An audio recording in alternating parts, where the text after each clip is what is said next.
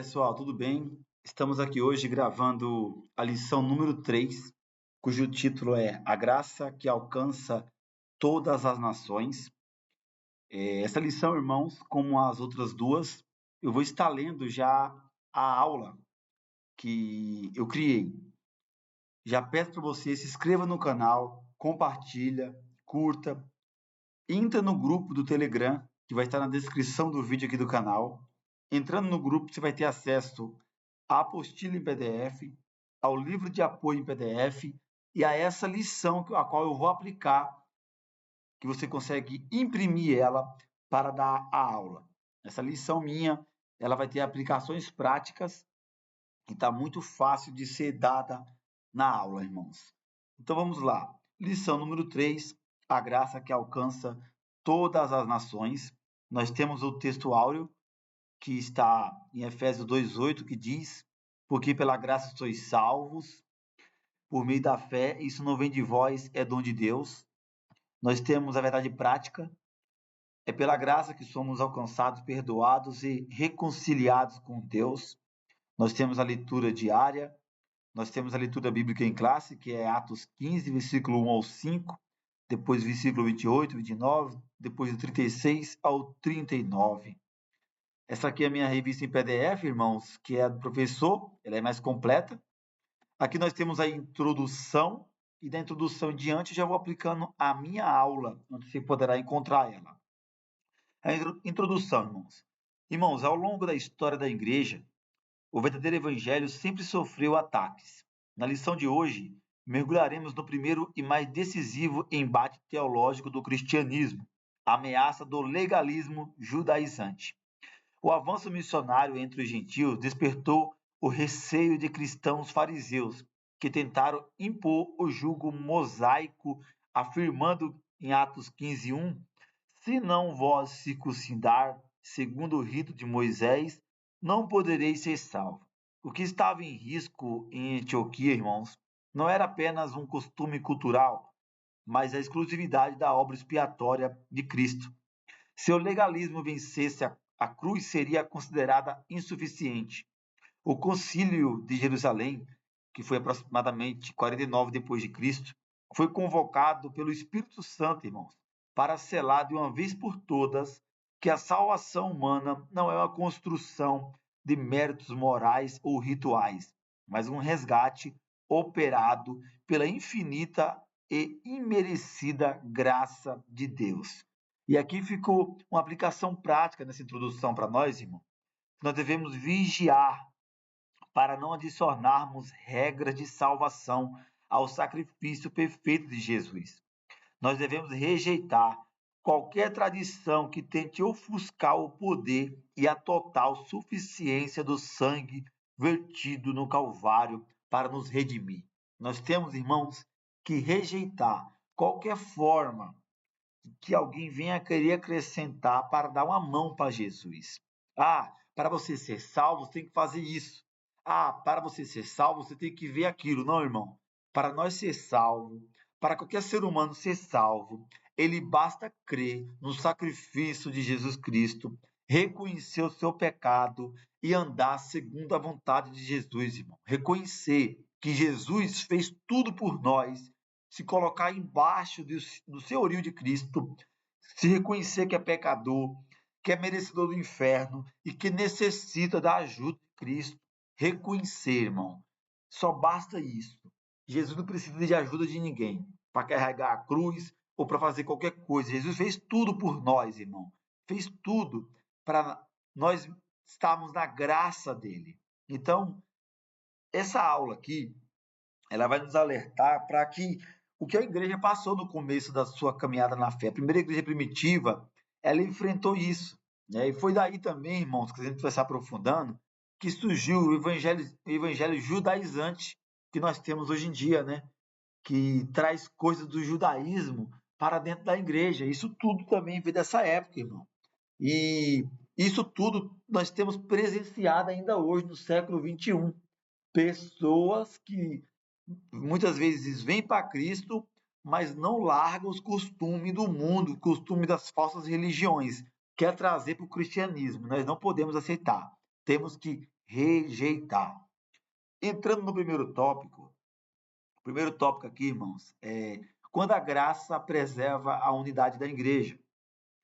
Nós temos o primeiro subtópico, que é o Concílio de Jerusalém. Diante da exigência dos legalistas, irmão, a liderança da igreja se reuniu no primeiro concílio. O apóstolo Paulo percebeu rapidamente que tolerar a imposição da circuncisão seria anular o próprio núcleo da fé cristã. Em sua carta aos Gálatas, escrita no calor dessa mesma controvérsia, ele deixou a teologia da cruz inegociável. Isso está em Gálatas 2,16, que diz: sabendo que o homem não é justificado pelas obras da lei, mas pela fé em Jesus Cristo, temos também crido em Jesus Cristo, para sermos justificados pela fé em Cristo, e não pelas obras da lei. Esse concílio prova que a igreja primitiva não fugiu do debate, tampouco permitiu que o partidarismo a dividisse. Sob a guia do Espírito Santo e a presidência madura de Tiago, um dos apóstolos líderes da igreja, eles buscaram na palavra a resposta que manteria a igreja unida, não pela uniformidade de costume, mas pela pureza da sã doutrina. E aqui fica uma aplicação prática para nós, irmão. Aprendemos a resolver nossas divergências doutrinárias não com partidarismo ou fofoca, mas com maturidade, diálogo e submissão incondicional ao que as escrituras sagradas determinam. Nós temos, irmão, que basear a nossa vida, os nossos cultos, a liturgia do culto, a direção do culto, a direção de tudo que nós fazemos para Deus, irmão, com base bíblica. Se a Bíblia não dá apoio para isso, se a Bíblia não fala disso, a gente não devemos dar ouvido para isso. Se a Bíblia dá apoio para nós criarmos, fazermos algo, assim nós fazemos, direcionados pela palavra de Deus. Segundo subtópico aqui é o relatório de Pedro.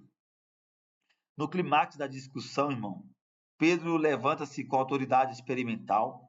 Ele recorda o derramamento do Espírito Santo na casa do gentio Cornélio, enfatizando que Deus sonda o interior do homem e purifica o coração, exclusivamente pela fé, sem exigir ritos externos da multidão, de mutilação.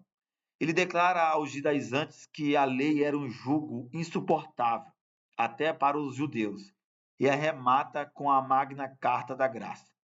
Atos 15:11 diz: mas cremos que seremos salvos pela graça do Senhor Jesus Cristo, como ele também.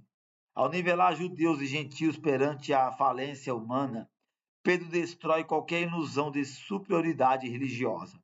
A salvação não é uma conquista de quem guarda a lei, mas a recepção humilde do favor divino. Aqui fica uma aplicação para nós, irmãos. Celebramos o agir do Espírito Santo, que não faz acepção de pessoas. Não julguemos a espiritualidade do outro pelas nossas réguas culturais, mas alegremos com a obra purificadora de Cristo em todos os povos. Terceiro subtópico aqui, o relatório de Paulo e Barnabé. A fala de Pedro preparou o terreno, irmãos, para o testemunho missionário. A Bíblia descreve a reação da Assembleia, está em Atos 15:12. Então toda a multidão se calou e escutava Barnabé e a Paulo, que contava quão grandes sinais e prodígios Deus havia feito por meio deles entre os gentios. Atos 15:12. O silêncio do plenário revela o impacto inquestionável da obra de Deus. A ordem dos nomes aqui, Barnabé e Paulo, ressalta o papel conciliador e respeitador de Barnabé em Jerusalém. Juntos eles provaram que o próprio Deus autenticou o evangelho da graça, validando o ministério deles em curas, libertações e prodígios entre os pagãos. Deus mesmo havia rompido as fronteiras judaicas e a igreja não poderia lutar contra os frutos visíveis do Espírito Santo. E aqui fica a aplicação. Sejamos pacificadores como Barnabé e intrépidos como Paulo. Que os frutos das nossas vidas e ministérios sejam as maiores provas de que Deus está nos guiando na pregação do Evangelho.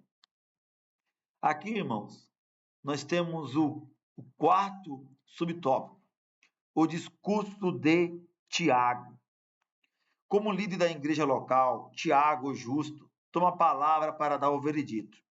Com profunda sabedoria pastoral, ele não se apoia apenas nos milagres relatados, mas submete toda a experiência à autoridade das Escrituras, citando profecia de Amos de que Deus restauraria o tabernáculo de Davi, para que os gentios o buscassem. Após fundamentar a doutrina, Tiago propõe, Atos 15, 19, pelo que julgo que não se deve perturbar aqueles dentre os gentios que se convertem a Deus. A sabedoria de Tiago é brilhante, irmão.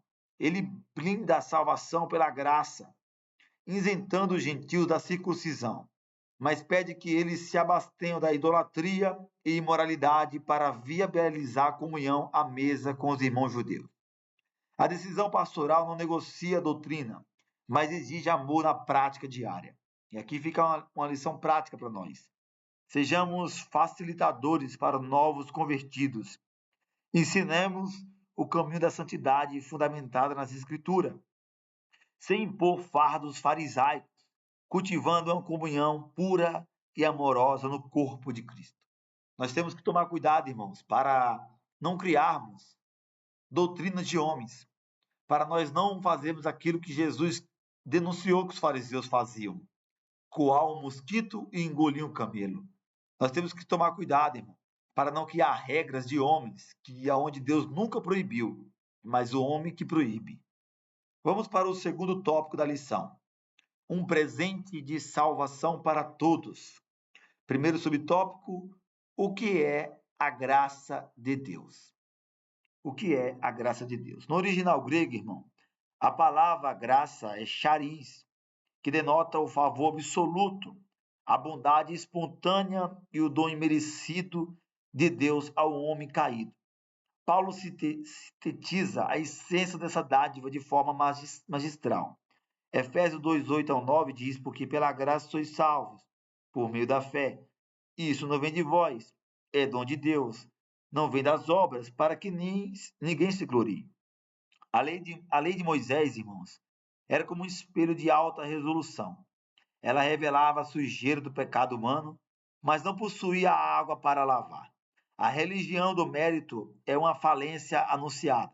Somente a graça atua onde o mérito se esgota, resgatando a humanidade da condenação e concedendo a vida eterna de forma gratuita e soberana. E aqui fica uma lição prática para nós. Descansamos na suficiência do sacrifício de Cristo. Obras não produzem salvação. Elas são apenas o fruto e a evidência de um coração que já foi vivificado pela maravilhosa graça divina.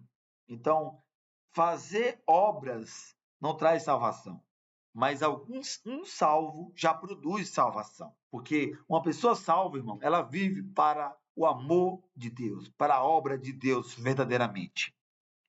Segundo subtópico, Jesus Cristo como a manifestação da graça. A graça não é apenas um conceito abstrato ou uma teoria sistemática. A graça, irmãos, é uma pessoa encarnada.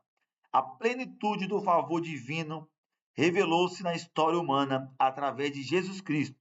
João testificou esse contraste divino em João 1,17, que diz: porque a lei foi dada por Moisés, a graça e a verdade vieram por Jesus Cristo. Por amor a pecadores, o Rei da Glória, irmãos, esvaziou-se. A graça operou a maravilhosa troca na cruz do Calvário.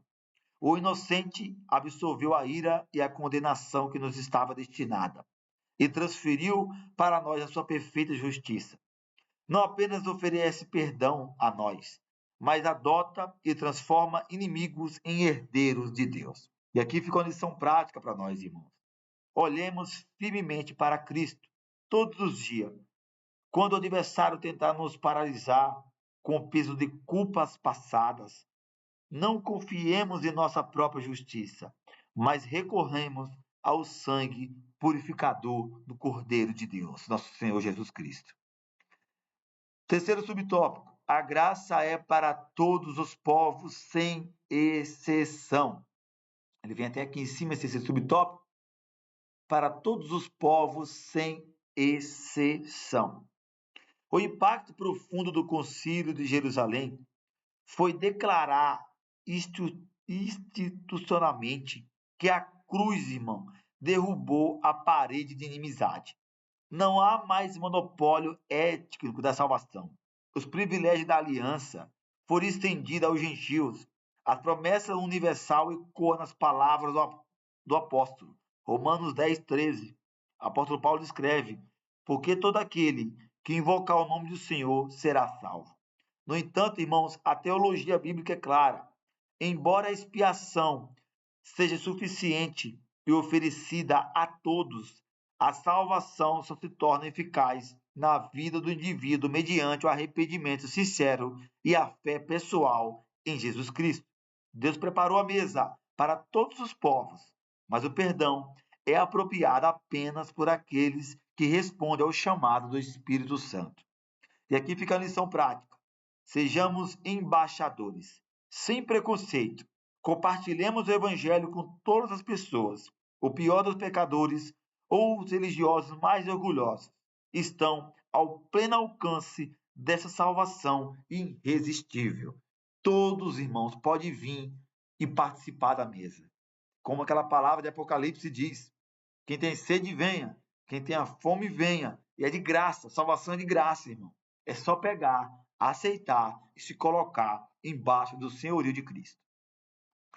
Terceiro subtópico, meus irmãos. Crescendo na graça. Primeiro subtópico desse tópico é como nos aproximar do trono da graça. Como nos aproximar do trono da graça. Na antiga aliança, irmãos, a presença de Deus exigia distanciamento e gerava temor. O acesso ao Santo dos Santos era restrito. Cristo rasgou o véu, irmão. Cristo tirou essa barreira.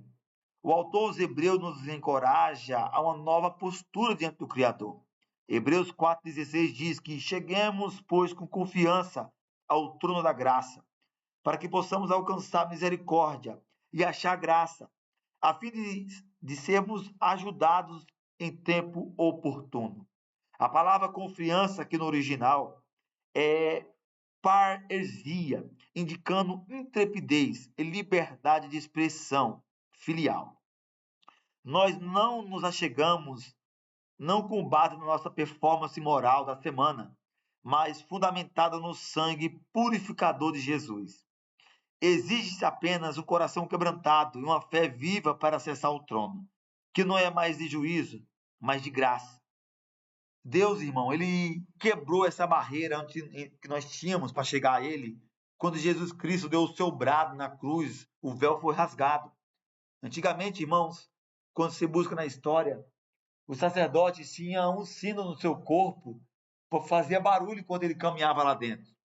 Se aquele sino ali parasse, irmão, era um sinal que aquele sacerdote morreu.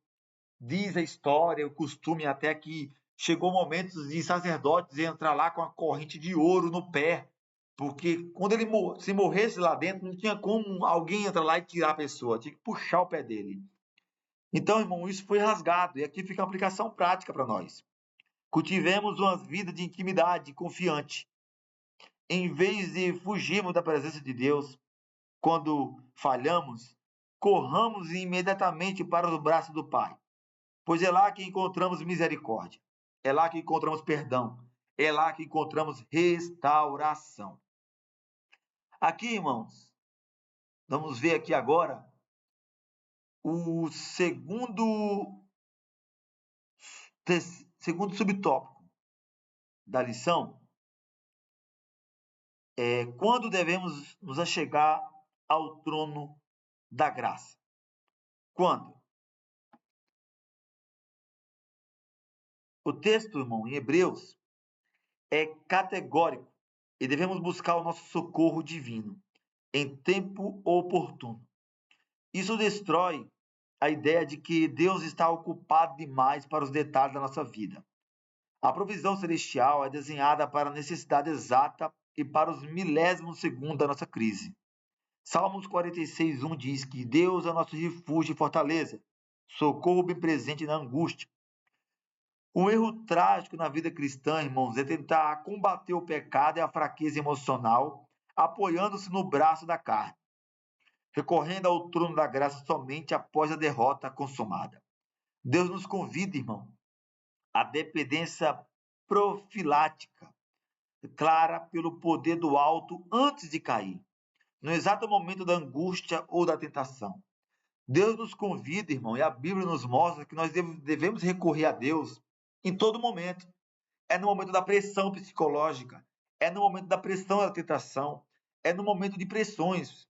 Muitos só correm para Deus quando já deu problema, quando a bomba já estourou, quando já está tudo errado, quando o casamento já acabou, quando está no fundo do poço, já a tragédia já chegou na porta. Irmãos, devemos correr para Deus nos primeiros sinais, nas primeiras evidências.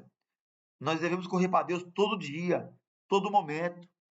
É pedir para Deus nos livrar do laço do passarinheiro. É pedir para Deus nos guardar, nossa entrada e nossa saída. E aqui fica uma lição para nós. Não lutemos as nossas guerras sozinhos.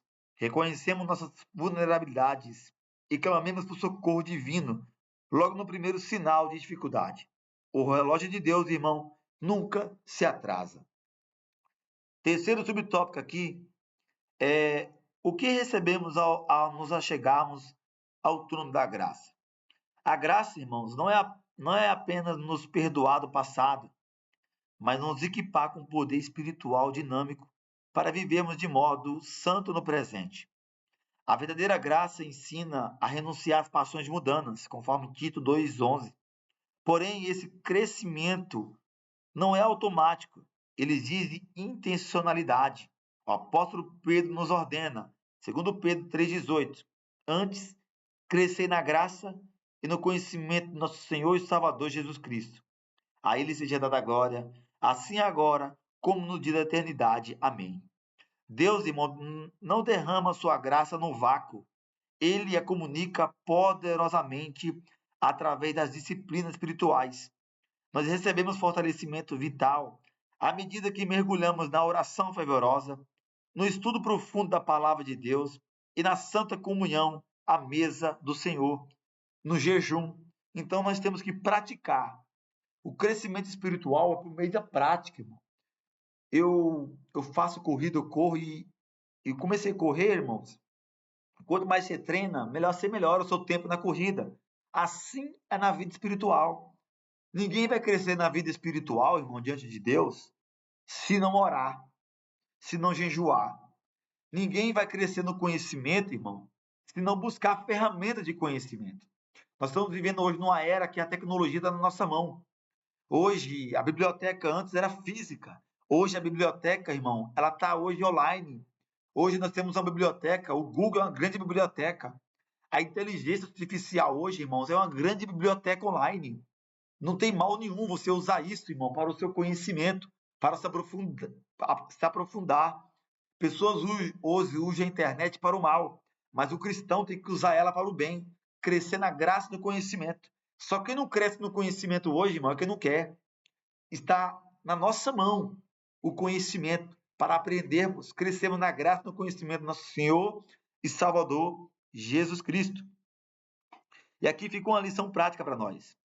Sejamos constantes no cultivo de nossa saúde espiritual. O crente que se alimenta da disciplina cristã mantém o vigor da fé, suportar as aflições e não perde a alegria da salvação. Aqui, irmãos, para conclusão, a vitória teológica no Concílio de Jerusalém marcou a transição vital de uma seita judaica para a Igreja Universal de Cristo. Ficou selado na história que não há atalhos ou complementos para a cruz. A salvação repousa inteiramente na maravilhosa graça de Deus, recebida pela fé. O apóstolo Paulo resumiu de forma soberana o propósito dessa graça libertadora nas epístolas a Tito. Título 2, versículo 11 e 12 diz: porque a graça de Deus se manifestada, trazendo salvação a todos os homens, ensinando-nos que, renunciando à impiedade e às concupiscências mundanas, vivamos nesse presente século sóbria e justa e piamente. Que o Espírito Santo nos blinde contra o legalismo farisaico de nossa época e nos encha de amor pelas almas e nos dê poder para viver a verdadeira libertação cristã, espalhando ao mundo que o sacrifício de Jesus é mais do que suficiente. E aqui fica a aplicação prática final para nós. A graça que nos redimiu não é licença para o pecado, mas poder para a santidade. Vigiemos nossos corações contra o orgulho religioso, celebremos o amor imerecido de Cristo e sejamos arautos fiéis, proclamando a todas as nações que a porta da salvação está escancarada. Amém? Que Deus abençoe você, que essa aula seja de grande valia para você. Novamente, eu peço para você se inscreva no canal, compartilhe. Na descrição aqui do vídeo, aqui embaixo do vídeo, você vai encontrar o link do Telegram, que vai te levar para o grupo do Telegram. Você vai encontrar lá, no grupo desse Telegram, a apostila, a revista e essa lição para você poder imprimir e replicar ela na escola bíblica da sua igreja. Como de costume, irmãos, na aula, algumas pessoas me perguntam, na aula, o que eu faço na aula? Eu peço sempre para alguém ler a introdução, algum aluno. Após algum aluno ler a introdução inteira, eu aplico a minha introdução.